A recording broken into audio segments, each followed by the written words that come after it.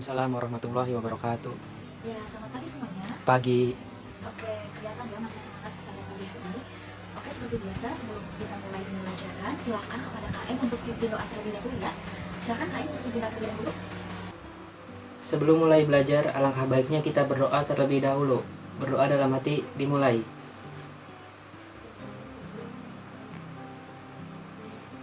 Selesai. Ya, terima kasih ya kepada KM yang telah memimpin doa. Oke nih, karena sudah berdoa tadi, sekarang waktunya Ibu untuk mengecek kehadiran kalian. Coba dicek teman kanan dan kirinya, kira-kira hari ini ada yang tidak masuk? Citra dan Doni, Bu, sakit udah 3 hari. Oh, Citra dan Doni sakit ya, udah 3 hari. Berarti Iya. suratnya ada? Ada. Ada, yang lainnya berarti masuk ya, ada Akbar. Ya, ada. Oke, Cynthia. Oke. Kemudian Laila. Oke. Hadir. Oke, berarti yang tidak hadir cuma 2 orang ya. Iya, Bu. Oke, jangan lupa ya untuk teman-teman yang sedang sakit, kita doakan semoga cepat sembuh. Dan materi yang kita pelajari hari ini jangan lupa dibagikan juga kepada teman-teman yang tidak hadir ya. Ya, Bu. Oke, karena kalian sudah siap belajar, silahkan disiapkan terlebih dahulu alat tulisnya, bukunya dikeluarkan. Coba sekarang ya, disiapkan terlebih dahulu. Oke, hari ini kita akan belajar sesuatu yang menarik. Materi hari ini tidak jauh berbeda dengan materi minggu lalu mengenai sistem reproduksi manusia. Coba di sini Ibu mau mengecek dulu ingatan kalian ya. Kira-kira kalian masih ingat tidak ya? Coba ada yang mau jawab tidak ya? Sel gamet yang dimiliki oleh pria dan wanita. Coba ada yang mau jawab? Saya, Bu. Sel sperma dan sel ovum. Ya betul ya, ternyata Akbar masih ingat nih sel gamet yang dimiliki oleh pria dan wanita itu ada sel sperma dan juga ada sel telur untuk wanitanya. Nah, berarti ingatan kalian masih bagus ya. Oke, karena tahan dulu ya ingatan kalian, kita akan coba amati gambar yang Ibu sajikan berikut. Nah, di sini ada gambar. Coba, ini ada gambar bayi kembar ya. Ya, Bu. Nah, ada bayi kembar identik, kelihatan wajahnya mirip ya. Tidak bisa dibedakan, sulit dibedakan. Ada juga yang tidak identik, yang satu rambutnya ikal, yang satu lurus, seperti itu. Nah, Ibu mau bertanya nih, kira-kira di sini ada yang punya saudara yang merupakan anak kembar atau punya teman yang kembar? Ada yang punya? Iya, Bu. Paman saya punya anaknya kembar. Oh, tuh pamannya Akbar punya anak kembar ternyata. Nah, Ibu mau tanya lagi nih, kira-kira kenapa sih bisa ada anak kembar? Udah takdir, Bu. Takdir ya katanya, kata Joni. Ya betul juga sih ya, takdir ya. Ada jawaban yang lain, ada yang tahu? Tidak tahu ya sepertinya. Nah, bagaimana sih kira-kira proses terbentuknya bayi kembar-kembar ini? Ada yang identik, ada yang tidak identik. Kaitannya itu dengan sel sperma dan sel ovum yang tadi sudah disebutkan oleh Akbar ya. Kira-kira ada yang tahu tidak bagaimana proses terbentuknya bayi kembar? Tidak tahu, Bu. Oke, tidak apa-apa kalau tidak tahu, tapi setelah kalian pelajari materi hari ini, pasti kalian bakal tahu banget deh gimana prosesnya. Oke, sebelum masuk ke materi juga, Ibu punya satu gambar lagi nih dari situs berita online berikut.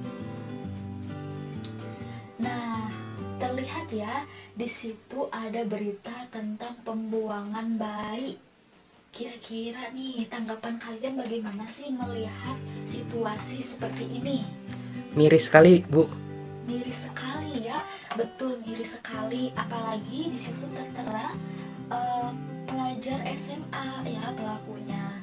Nah, kita ini nanti setelah mempelajari materi ini harus lebih peduli terhadap hal-hal seperti ini ya. Jangan sampai kalian menjadi salah satu pelaku dari kasus-kasus seperti ini, karena kasus-kasus seperti ini itu menandakan bahwa mereka-mereka itu belum teredukasi khususnya masalah reproduksi. Jadi karena kalian nanti sudah belajar materi ini, tentunya kalian menghindari hal-hal seperti ini, lebih bijak sebelum melakukan sesuatu, betul tidak? Betul, Bu. Ya, perlu diingat juga ya, dengan pelajari materi yang akan kita bahas hari ini, kita akan merasa lebih bersyukur kepada Allah Subhanahu wa Ta'ala, karena dengan mempelajari materi penerapan prinsip reproduksi manusia hari ini, kita itu akan mengetahui bahwa manusia itu dibekali karunia yang luar biasa. Minggu lalu kan kalian sudah belajar ya mengenai organ-organ yang berperan dalam sistem reproduksi. Nah, itu kan sangat kompleks ya, sangat luar biasa. Nah, di sini kita akan pelajari proses-prosesnya. Jadi, kalian akan lebih bersyukur bahwa manusia itu bisa memiliki seorang anak itu adalah sebuah anugerah, seperti itu ya. Iya, Bu. Nah, karena kalian juga nanti akan mengetahui bagaimana proses terbentuknya bayi atau bagaimana proses terbentuknya individu baru. Nah, kalian juga nanti akan lebih simpati dan toleransi terhadap sesama. Jadi banyak banget ya hal yang bisa kita petik dari materi hari ini. Jadi supaya semua kekepoan kalian mengenai materi ini bisa terjawab, Ibu harapkan pada pertemuan hari ini kalian mencapai beberapa tujuan pembelajaran berikut ini.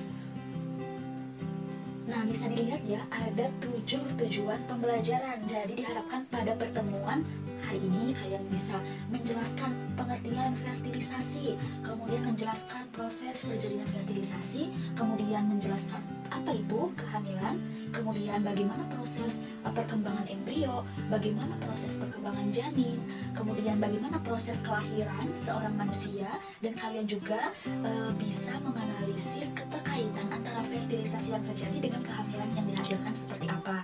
Nah, jadi tetap semangat ya untuk mengikuti pembelajaran kita pada hari ini. Masih semangat? Masih, Bu. Oke, karena tadi kalian sudah mengetahui tujuan-tujuan pembelajaran yang akan kita capai pada hari ini, untuk membantu kalian memahami mengenai materi ini, Ibu memiliki tayangan video nih yang wajib kalian simak dengan baik, oke? Ini dia videonya, disimak dulu ya videonya. Selamat menonton.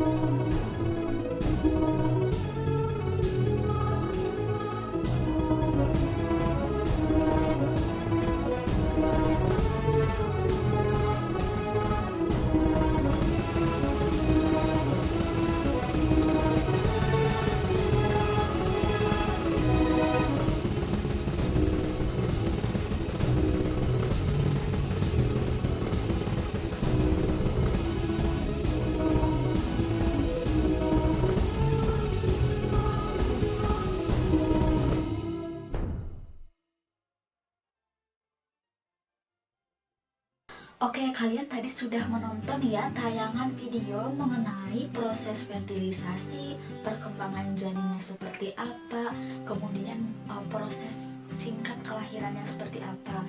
Jadi bisa dilihat ya dari video tadi bahwa proses fertilisasi itu diawali oleh bertemunya sel sperma dan sel ovum seperti itu. Kemudian nanti akan membentuk zigot dan nanti akan berkembang menjadi embrio, menjadi janin, kemudian siap menjadi bayi yang dilahirkan seperti itu. Nah, dari video tadi kira-kira masih ada nggak sih rasa penasaran atau hal-hal yang ingin ditanyakan? Coba, ada yang berani untuk bertanya terkait video tadi? Siapa yang mau bertanya? Saya, Bu. Ya, Akbar lagi ya, boleh. Ya, Akbar silahkan pertanyaannya. Tanya, mengapa hanya ada satu sel sperma yang masuk ke ovum? Dan juga mengapa sel sperma mengetahui lokasi ovum? Ya, ada lagi yang mau bertanya? Di mana janin tumbuh dan Ya. berkembang, Bu? Ada lagi? Oke, Cynthia, bagus ya. Ada lagi? Bagaimana proses bayi keluar Ya. dari kandungan ibu, Bu? Berarti artinya kalian tadi menyimak videonya dengan baik. Oke, untuk menjawab semua pertanyaan kalian, Ibu akan menyimpulkannya menjadi satu pertanyaan inti. Nanti pertanyaan inti ini bisa menjawab seluruh pertanyaan kalian. Nah, pertanyaan dari Ibu ini adalah yang harus kita pecahkan sih proses reproduksi pada manusia? Nah, oke, itu ya rumusan masalah yang akan kita kupas tuntas pada pertemuan hari ini. Oke, untuk itu Ibu minta kalian sekarang duduknya berkumpul bersama kelompoknya masing-masing ya. Ya, berkumpul dulu bersama kelompoknya masing-masing. Oke, kalau sudah berkumpul semua bersama kelompoknya masing-masing, di sini Ibu akan membagikan LKPD kepada kalian. Nah, nanti di LKPD ini kalian akan mengisi soal-soalnya ya, seperti itu.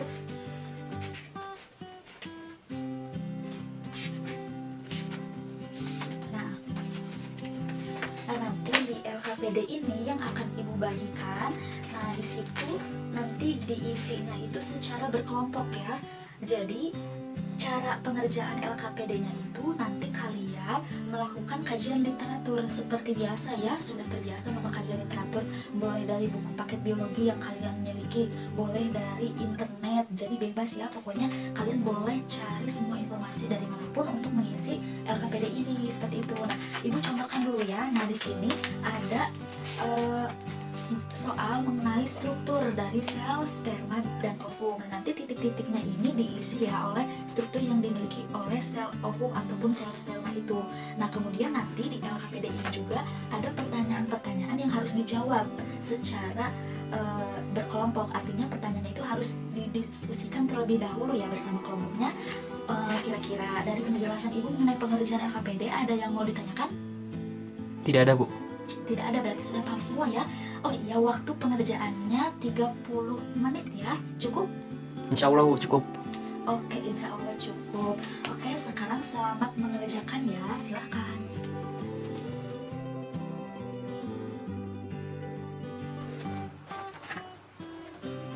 Bu, izin bertanya, Ya, kalau ini fungsinya aja atau sama pengertiannya? yang mana? Yang Boleh sama pengertiannya, fungsinya aja juga nggak apa-apa. Ya, Bu. Kerjakan ya. Iya, Bu.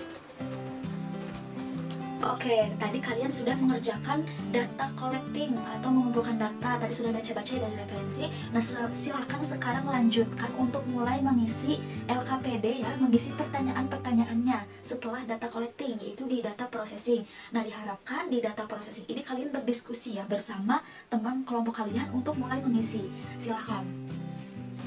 Bu, mau nanya, untuk data processing nomor 1, pengerjaannya sesuai gambarnya aja, bagaimana? Oh iya, sebentar. Ya. Ya, ini kan proses fertilisasi, jadi sesuai gambarnya aja ya, yang terlihat seperti apa. Ya, Bu. Oke.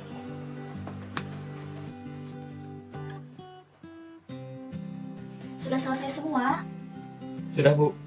Sudah, oke, bagus ya. Nah, karena sudah selesai semua, sekarang waktunya kalian untuk presentasi ya. Nah, coba kelompok mana dulu nih yang mau presentasi? Kelompoknya Akbar mau? Iya, Bu. Oke, kelompoknya Akbar dulu ya yang akan presentasi mengenai hasil pengerjaan LKPD-nya.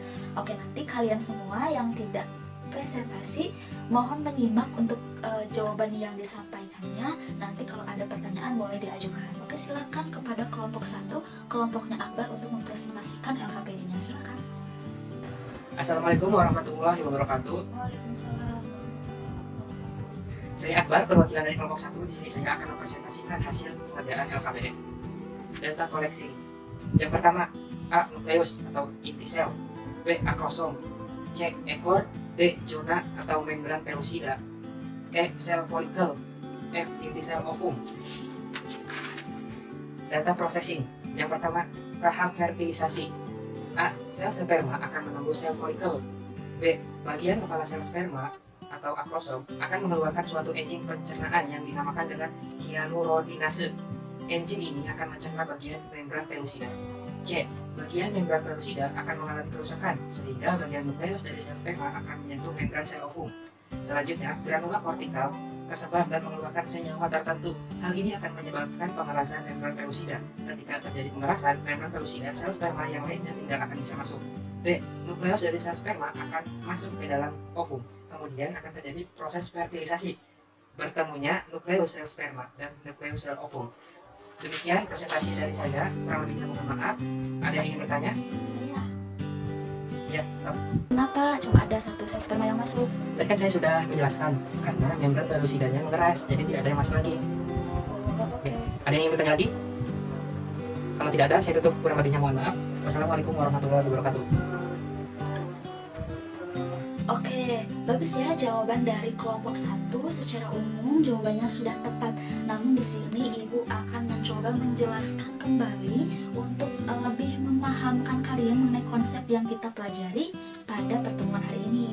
Nah, jadi ketika sel sperma bertemu dengan sel telur, nah seperti yang Ibu contoh tampilkan di gambar ini, nah nanti sel sperma ini akan menembus sel vasikula dari sel telur seperti itu. Nah nanti akan masuk menembus membran pelusida seperti itu. Nah nanti kalau membran pelusidanya sudah ditembus, nanti seperti yang dipresentasikan tadi oleh temannya, nah nanti ada respon dari granula kortikal yang titik-titik warna pink itu ya. Nah nanti mereka akan menyebar tuh ketika ada tembusan dari sel sperma itu. Nanti si membran dari sel ovum ini akan mengeras, jadi sel sperma yang sudah masuk nanti yang lainnya tidak akan bisa masuk, karena ketika sudah ditembus si zona pelusidanya atau membran pelusidanya, nah nanti akan mengeras kan, nah nanti yang lainnya tidak akan bisa masuk seperti itu.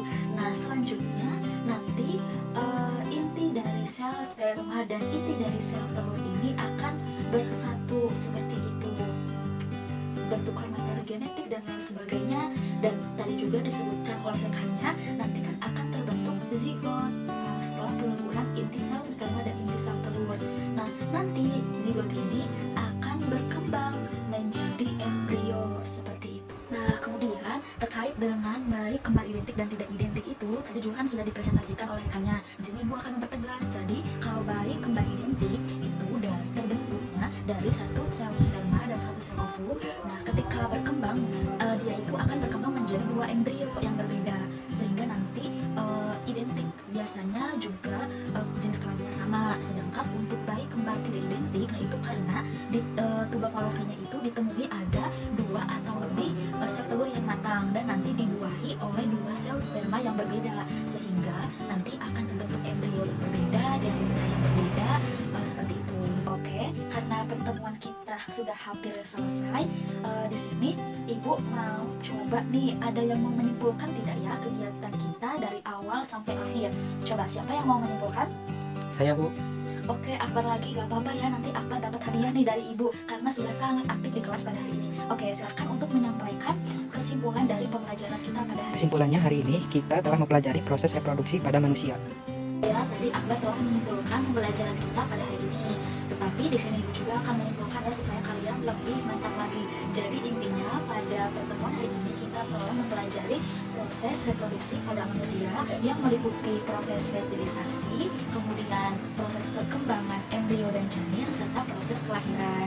Oke, nah di sini karena tadi kita sudah belajar mengenai materinya, Ibu punya soal proses yang harus kalian kerjakan.